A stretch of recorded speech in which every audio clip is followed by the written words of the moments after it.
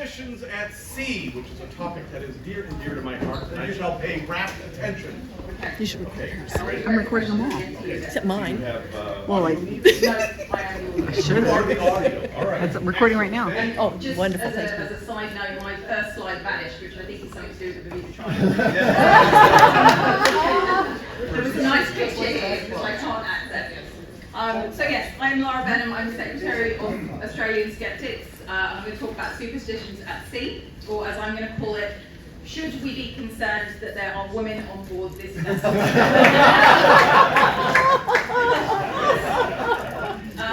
So, very brief introduction, because I'm sort of preaching to the choir here, but a superstition, what is a superstition? A belief or ritual that links cause and effect without proper reason or scientific knowledge. These are very, very prevalent. For example, breaking a mirror is said to give 7 years bad luck.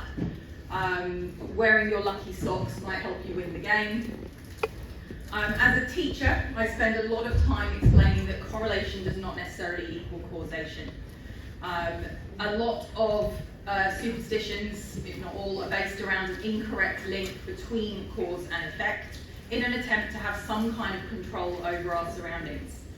It's no surprise, therefore, that there's a large number of superstitions around sailing, because we're talking about unpredictable conditions, dangerous scenarios. Yeah, exactly like this. So this is my first cruise, and I thought that it would probably be a good idea to have a look at how concerned I should be about some of these superstitions. In an attempt to forcibly introduce some science into an incredibly non-scientific topic, I have come up with the banana rating scale of superstition. Or a banana per scale, if you like. So this scale goes from 1 banana down to 5 bananas. 1 banana means it's actually pretty, like there is some science in the origin story of that superstition, whereas 5 bananas, nothing at all, completely made up pseudoscience. And this is somewhere in between. Just to be clear as well, no superstitions are properly scientific. Once you've actually got a link between the cause and the effect of something, we would move it from being a superstition graduating into actual knowledge. So I'm going to start with bananas. There's a lot of bananas going on here. So bananas are bad luck, which is probably why my first slide disappeared. Still to this day, there are some ships, hopefully not this one, where saying the word banana or having a banana on board, or even banana boat sunscreen is not okay. It's considered bad luck. Anyone got some banana? No? Thanks a lot, Lara, for saying banana so much. Yeah. My fault. Yeah. Oh.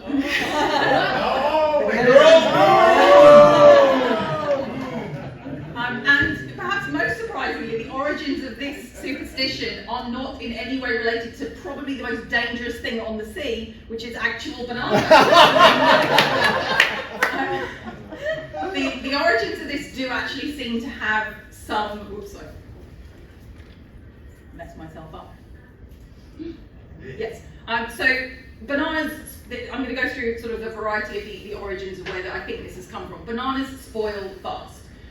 If you were on a ship in the 1700s transporting a whole load of fruit, or including bananas, you need to get from A to B quite quickly so that you do not lose your whole cargo, and that might mean you take extra risks. As they are ripening, and this is genuine science, they give off ethylene gas, and that causes other fruit around them to ripen faster, which is kind of just exacerbating the first problem of your whole cargo just disappearing. And the third one, I apologise to anyone who's arachnophobic, this is a huntsman from Australia. And this still happens to this day, but they're just a magnet for pests and spiders. And that, for me, would be reason enough to abandon ship. But other than this, there's nothing inherently wrong with bananas. Like, I understand where all this has come from, but there's nothing else wrong with it. So it does have some good science in the origin story, so I would give this one a 1 banana rating. Moving on to the second one, which I've prepared for, earrings. So earrings, very long association with pirates and sailors wearing earrings. You'll see a lot of pictures like this. often gold hoop earrings. And I found a variety of different reasons why that might be the case. So for a start, payment. In the event of your death, you can then pay to cross into the afterlife. In Greek and Roman mythology. There's also a link there to Christian tradition. You could use your earrings as payment for a proper burial. And that's similar, you might have heard as well, of being buried with a coin in the mouth or on the eyes as payment into the afterlife. There's also a variety of reasons associated with health. Apparently it improves your eyesight. So if you're out at sea, you can see further. A cure for seasickness, either to do with acupressure or to do with the actual material itself, or just a protection from drowning in terms of like a lucky talisman.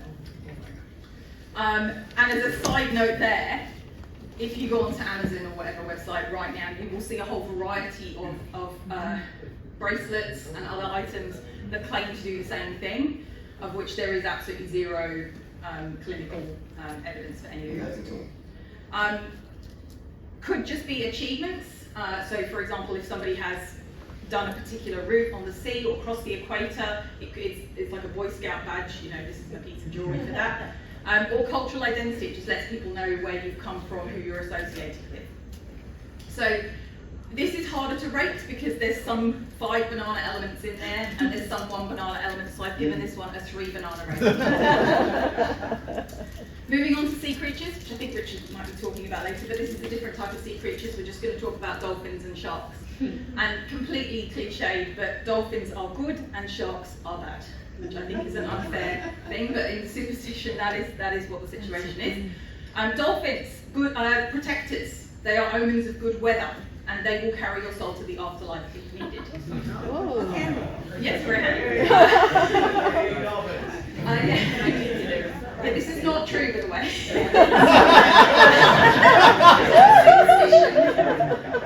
but harming one may give misfortune, curse on you and the whole ship. Whereas sharks, omens of death. They were said, if you see sharks circling the ship, that means that somebody on board is going to die soon.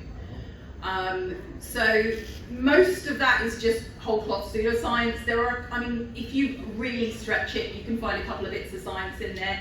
Dolphin might be a sign of a healthy ecosystem. I feel like if there's a shark circling your ship, there's more likely someone's going to die than a shark circling the ship. But I'm going to give that one 4 bananas out of 5. Then we move on to something very, very dear to my heart, which is cats. Cats on ships depends, good luck or bad luck. The good luck category, rodent control, pest control, obviously, protecting the food stores, reducing the spread of disease, etc. Obviously, meteorology.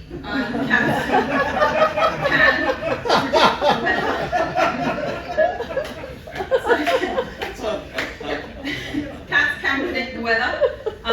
Various behaviours were apparently indicators that certain types of weather was on the way. So it's very common to have cats on board a ship. I probably should have started with that. If a cat sneezes, that means that it will soon rain. And the direction that a cat faced whilst it was washing its face is the direction that the wind would come from. Wow. If a cat is walking towards you, that is good luck. I would agree with this, yes. If a cat is walking away from you, that is bad luck. Any cruelty towards a cat would bring doom, and I worded it that way because the actual thing I was reading was talking about throwing a cat overboard, which I found a little bit traumatic, which would mean that the offender would be cursed. And I don't believe in that kind of thing, but in this case I'm happy to, just because I don't like the idea of throwing cats overboard. So, hugely biased on this topic, as you can probably tell, so I'm giving this one a 1 banana rating.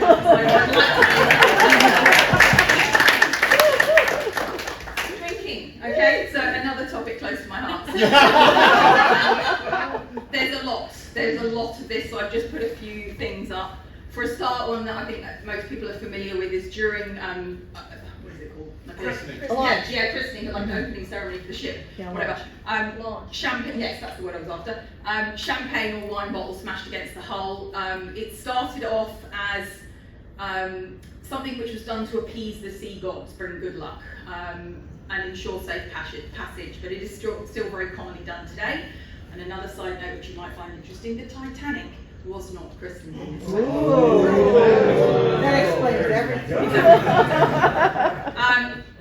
Pouring from a bottle left-handed, bad luck. Haven't seen anyone do it yet. But apparently pouring from, and the origins of that seem to go back all the way to Judas, who was apparently left-handed. Apparently it's a curse to be left-handed, etc. Pouring underhanded. I didn't even know what that was, but I managed to find this one picture of a guy doing it. It's where your palm is facing into the drink. That's bad luck as well. It's very insulting. If you see somebody pouring you a drink like that, they are insulting you. They are actually wishing you dead. And again, they think that the origins from that come from when assassins, if they were going to use poison, had rings that had the little capsule of poison in them. And the easiest way to get it into the drink without anybody noticing was to pour them like that. So that's where they think that comes from. Make a note of that. Yeah, yes. Spilling wine, to me, that's a very bad thing in any situation. That's right. Were you just going for my wine there, Richard? Funnily enough, on ships, it does tend to be a good thing. It's related to that christening again. It's related to appeasing the sea gods. It could also be apparently spilled onto a new ship to test the integrity of the hull, to test that there were no leaks, which I'm not an engineer, but I don't believe that's the best way to do that. So I'm giving this one 3 bananas, some science, some not so science. And then we get on to the final one, which is my favourite one here, which is women. And this is extensive, so again, I'm really summarising here. Women are bad on a ship. They are a distraction. It will distract the men from their duties and it will make the sea jealous. Oh. It is bad luck to meet a woman on your way to boarding the boat, the ship, especially if she is red-haired, barefoot, or wearing an apron.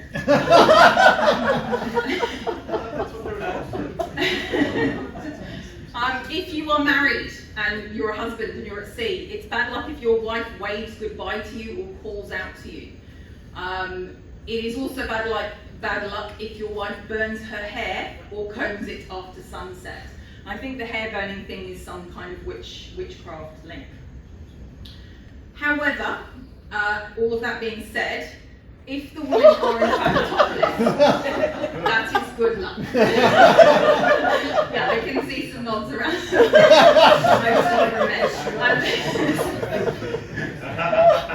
Because it calms the sea, obviously. And that is why a lot of figureheads on ships are either, topless women or very nearly topless women. I'm giving this 5 bananas. There is nothing scientific behind any of this. This is just born from the patriarchy. It's an attempt to silence attempt to silence and objectify women with some witch stuff thrown in there for good measure. It feels to me like anything that goes wrong at sea could just be blamed on a woman. Okay, well, my wife must have combed her hair at home. So yeah, 5 banana rating, 0 science. And therefore, in conclusion, this is all of my ratings in order. And this really is the tip of the iceberg. There's so many, and they get outrageous and they contradict each other, but this was just a few that I thought I'd include.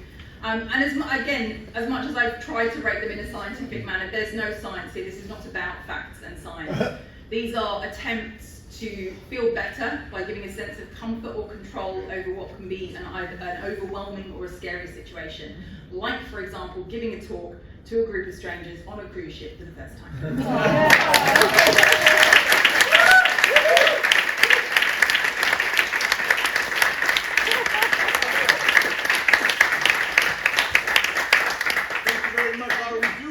Questions if you are willing. You can try. run away if I you can want. try. I'll I'll hear the question first and then. When did christening originate? And was it after Christ? I mean, the word must have done, surely. Do you know? Did they do it before? I don't know. Practice before? I've got quite a bit of literature on my phone. I could look it up and But see. it's interesting that it's also a sacrifice. So it goes back to those pagan traditions that if you want good fortune, you have to sacrifice something valuable. So a bottle of champagne being valuable is sacrificed against the ship. Pouring out libations goes back to Yes. like ancient Babylon, so thousands of years, yeah. Oh, now you're in trouble. Does the radioactivity of bananas figure at all? I could have included that, because that's a true scientific fact, but I don't think it has. I don't think it's related to. Yeah, I don't think it's enough to sink a ship. I am a physicist. I should know the answer to this. What about just like slipping on a banana peel and I had to pick and choose what I put into this.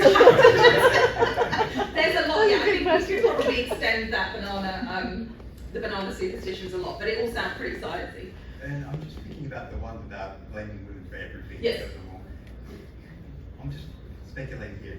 Could it be a case like by blaming someone a woman who's off the ship, Yes. you avoid blaming your comrades Yeah, on the ship? that's exactly what it is. Yeah. Yes. That's the patriarchy. Yes. I'm thinking it's a case like while you're on the ship, you're all relying upon each other to survive. Once you get off the boat, then you can hate each other as much as you Yes.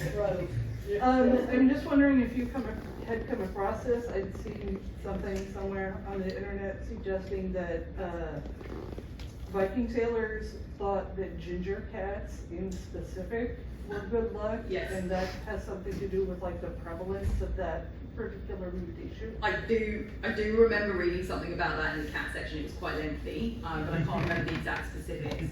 But if you want to have a look at the thing I've got later, I've got a book on my phone that goes through this. Yeah, I'll show you that. Yeah, there's all sorts of things to do with the colours. And this is where it starts to get contradictory as well, because some of them are like, this is good luck, or other people say the exact same thing is bad luck. Yeah.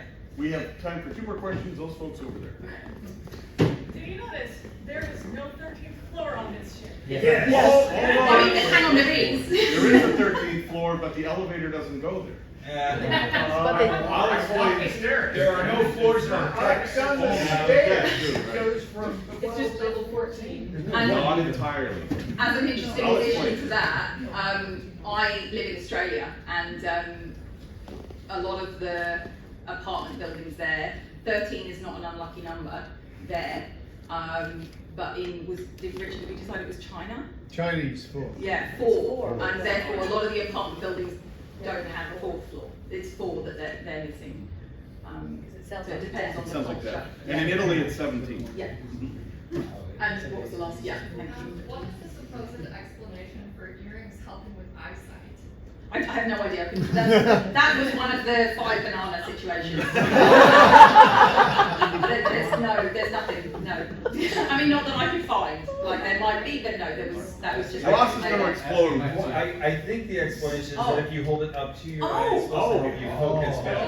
Okay. Thank you. Yeah. All right, folks, big round of applause for our